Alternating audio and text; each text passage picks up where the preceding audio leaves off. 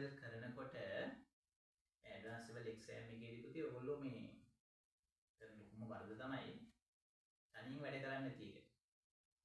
මොකද තනියෙන් වැඩ කරන්නේ නැති ළමයා තනියෙන් වැඩ කරන්නේ නැත්තම් හොඳට මතක තියාගන්න ඔයාලට මේක කරගන්න බෑ. ඒ ගුරුවරයෙක්ට ඇඩ්වාන්ස් ලෙවල් වලදී කරන්න පුළුවන් දෙයක් ඇත්තටම නැහැ. ගුරුවරයාට පුළුවන් සබ්ජෙක්ට් එක උගන්වන එක විතරයි. ඒ සබ්ජෙක්ට් එක ගුරුවරයෙක්ගෙන් ඉගෙන ගත්ත පළියට හැම ළමයාම එක්සෑම් එක පාස් වෙන්නේ නැහැ. අපි දන්නවා සාමාන්‍ය ලංකාවේ ඇඩ්වාන්ස් ලෙවල් වල ෆිසික්ස් වගේ සබ්ජෙක්ට් එකක් ආසන්න වශයෙන් ලක්ෂයකට අසන්න සංඛ්‍යාවක් කරලා සාමාන්‍යයෙන් ඒ ගන්න ළමයි ඉන්නේ 4000ක් 4500 උතරිම 5000ක් සීමාවේ තමයි තියෙන්නේ. 100කට 5කට අඩු සංඛ්‍යාවක් තමයි 105ක් හෝ එකට අඩු සංඛ්‍යාවක් තමයි මේ ඒකක් ගන්න ඇඩ්වාන්ස් ලෙවල් ෆිසික්ස් වලදී. එතකොට ඔය අනිත් 95000යි මේ 5000යි අතර තියෙන වෙනස තමයි පුතේ ඒගොල්ලෝ තනියෙන් වැඩ කරනවා. හොඳට මතක තියාගන්න. ඔයාලා කොච්චර තනියෙන් වැඩ කරනවද කියන එක මත තමයි මේ ඇඩ්වාන්ස් ලෙවල් කියන එක සඳහා පවතින්නේ වෙන කිසිම දෙයක් මත නෙමෙයි.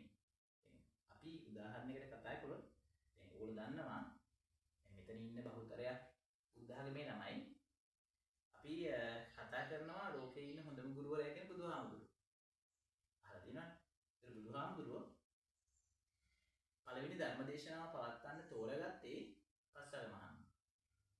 ඒ පස්වග මහණුන් තෝරගත්තේ බුදුහාමුදුරුවෝ බලලා මෙයාට මේක තේරෙනවද නැද්ද කියලා බුදුහාමුදුරුවෝ බලලා කල්පනා කරලා තමයි ඉපදී. ඒකට අනුව තමයි තෝරගත්තේ. දැන් අපි වගේ මේ ඉන්න හැම ළමයාටම ඉගෙනුවේ නැහැ. එතකොට දැන් ඉහිම තෝරගෙන බුදුහාමුදුරුවෝ උගන්වන්න පටන් අරගෙන පළවෙනි දවසේ බණ කිව්වහම අපි දන්නවා පුතේ තේරුනේ 5 දිනකින් එක්කෙනෙක්ට විතරයි. අනිත් 4 දෙනාම ෆේල්.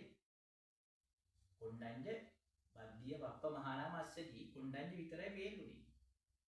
තේරුනේ අනිත් 4 දෙනාම ඇත්තටම කිව්වොත් තේරුනේ නැහැ නේ පුතේ. ඒකනේ තියෙන ඉතිහාසෙ ශාසන ඉතිහාසෙ දාන්නේ එහෙම අපි දන්නේ නැහැ. ඒතර කොණ්ඩඤ්ඤත් දැන් රහත්ුනේ නෑ පළවෙනි ධර්ම දේශනාව අහලා. සෝවාන් උනේ. සෝවාන් වුණා කියන්නේ දැන් අපි ගත්තොත් අර C1ක් S1ක් A1ක් B1ක් ගත්තොත් සෝවාන් කියන්නේ අවම මට්ටම S1 මට්ටම. මේ අන්තර ධර්ම අවබෝධය ලැබුවා විතරයි. තේරුණා? අන්න ගුරුවරයාට කරන්න පුළුවන් කාර්යභාරය ඔච්චරයි. يعني 5 දෙනෙක් ආවොත් එක්කෙනෙක්ට යන්තම් විෂය නිර්දේශය උගන්වන්න, තේරුම් ගන්න, තේරෙන්න උගන්වන්න පුළුවන්. අන්න එතනින් එහා තමයි ඊළඟ ක්‍රියාවලිය තියෙන්නේ. ඒ තේරිච්ච කෙනා එදා ගෙදර ගිහිල්ලා ඒක ස්ටඩි කරලා ඒක බැලුවට පස්සේ අන්න එයාට තේරෙන්න පටන් ගන්නවා.